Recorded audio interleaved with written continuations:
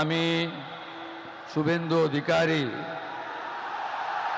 ঈশ্বরের নামে শপথ করিতেছি যে বিধি দ্বারা স্থাপিত ভারতের সংবিধানের প্রতি আমি অকৃত্রিম নিষ্ঠা ও আনুগত্য পোষণ করিব।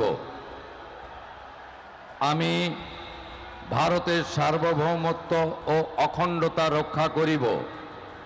পশ্চিমবঙ্গ রাজ্যের মুখ্যমন্ত্রী রূপে আমার কর্তব্যসমূহ নিষ্ঠাপূর্বক এবং বিবেকসম্মতভাবে নির্বাহ করিব এবং ভয় বা পক্ষপাত, প্রীতি বা বিদ্বেষ রহিত হইয়া সকল শ্রেণীর জনগণের প্রতি সংবিধান ও বিধি অনুসারে ন্যায় আচরণ করিব।